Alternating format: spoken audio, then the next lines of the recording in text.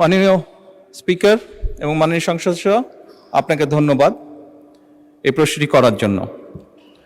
প্রথমত, এই অন্যায়ের সাথে যারা জড়িত তাদের লিস্ট করার দায়িত্ব প্রধানমন্ত্রীর কার্যালয়ের নয়। এটি লিস্ট করার দায়িত্ব সরকারের সংশ্লিষ্ট বিভাগ আছে, তারা এটি লিস্ট করছে। দ্বিতীয় বিষয়টি হচ্ছে, মাননীয় সংসদ সদস্য, মাননীয় স্পিকার, এটি বর্তমান সরকার একটি নির্বাচিত সরকার।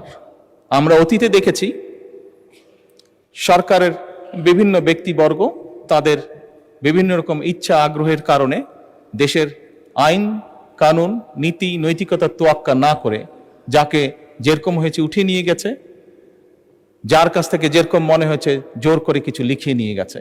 বর্তমান সরকার আইনের প্রতি শ্রদ্ধাশীল।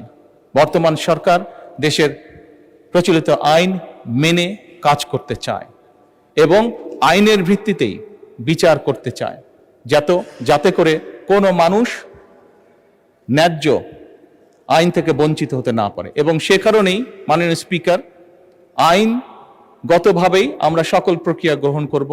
আইনগতভাবেই আইন তার নিজস্ব গতিতে এগিয়ে যাবে এবং দেশের প্রচলিত আইন অনুযায়ী নির্ধারিত হবে তাদের শাস্তি, যারা এই দেশের অর্থ, এই দেশের জনগণের অর্থ তছরুফ করেছে বা এই দেশের জনগণের অর্থ যারা পাচার করেছে।